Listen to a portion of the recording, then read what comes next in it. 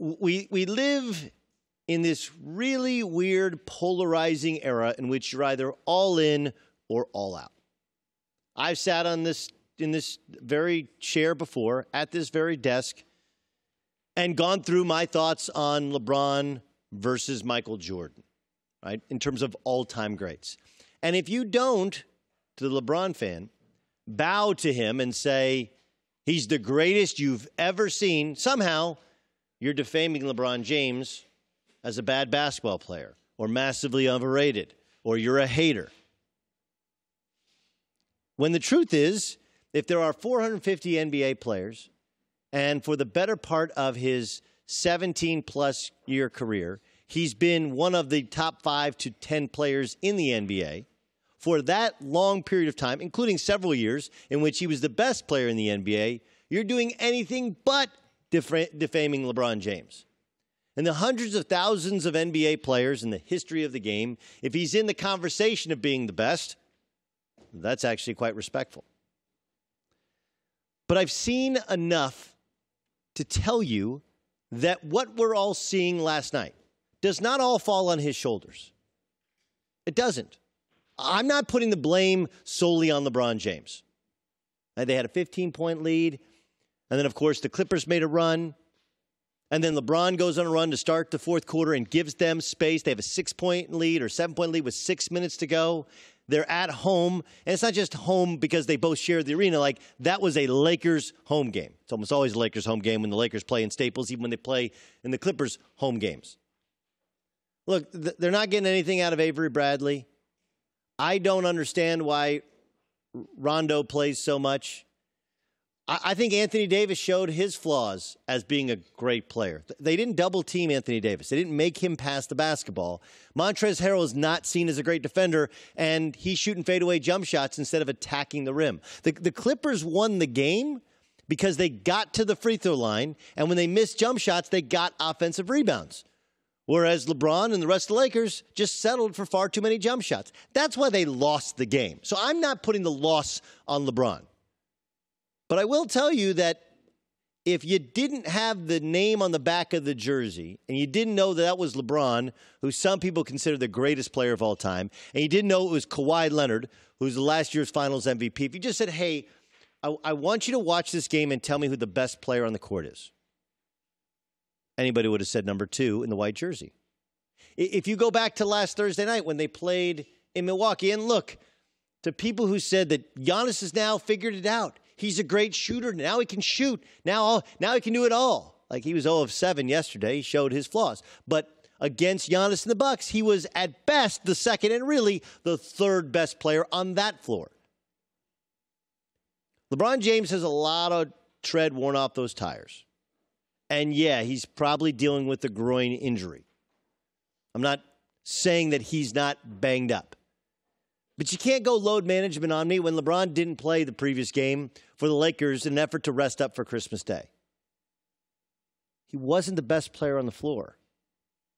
In the last 2 games combined, made for TV, primetime, real NBA playoff caliber games, shoots 39%, 26% from three-point range, 22 points a game, 6 turnovers.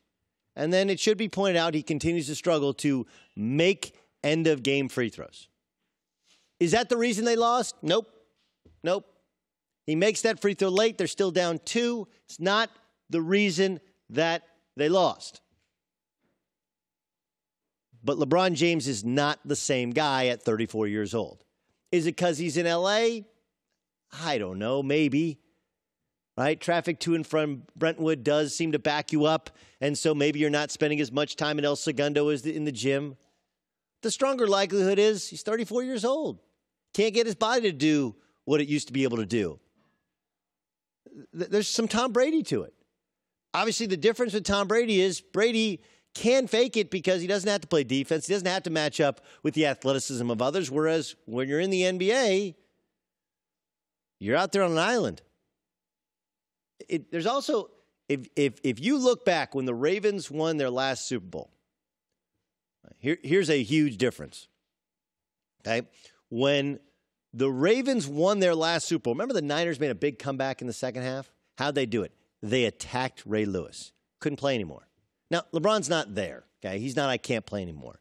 But instead of what the game plan always used to be against the Ravens, which is go anywhere in which Ray Lewis is not. What's changed in the NBA? You're not avoiding LeBron James at the defensive end. And you're not all that scared of him at the offensive end.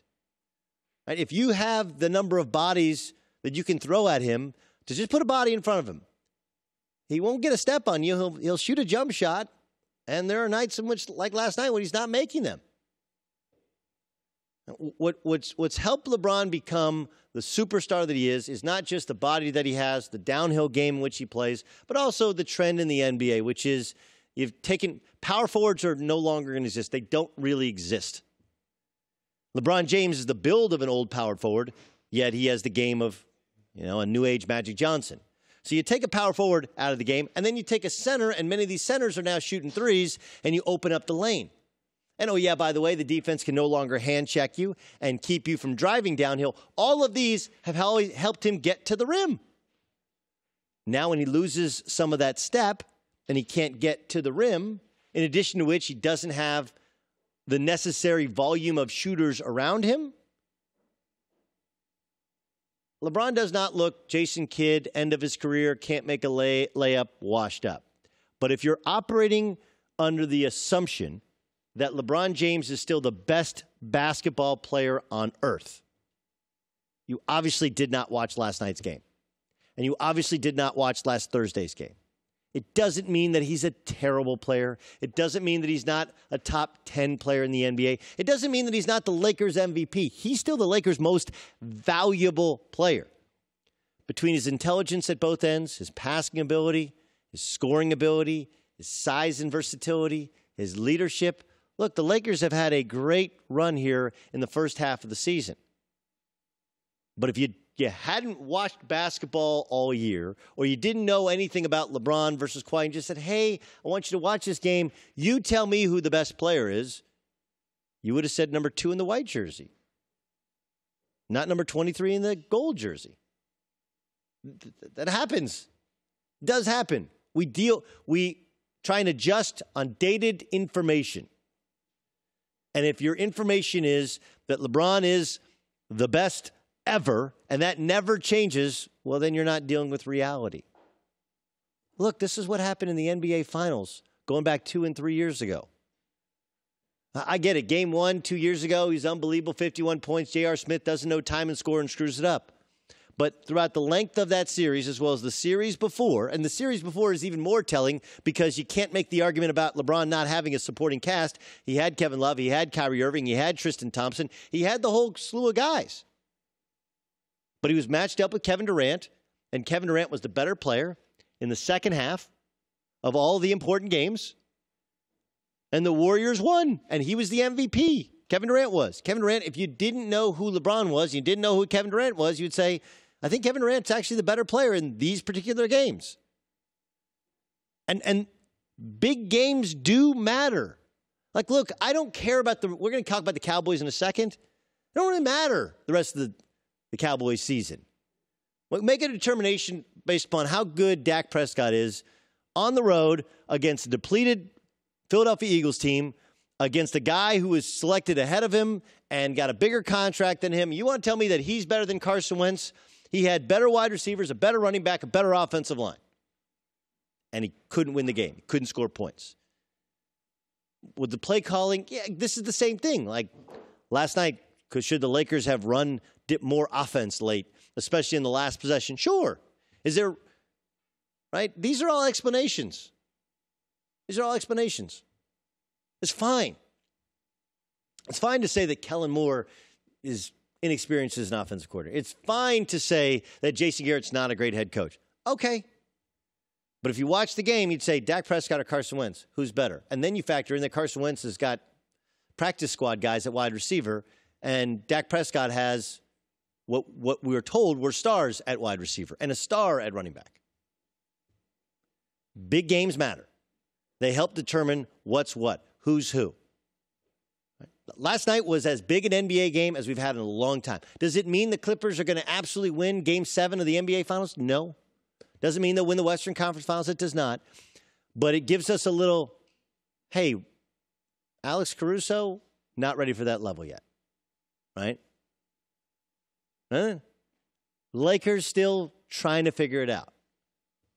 Clippers working together, but really won that game on toughness, rebounding, defensive intensity, tenacity. It wasn't always pretty, and maybe that's the way they always have to win, or maybe that's the way in which they're winning now. Like, all of these are good explanations. But the facts remain that you just watched last night. It's okay.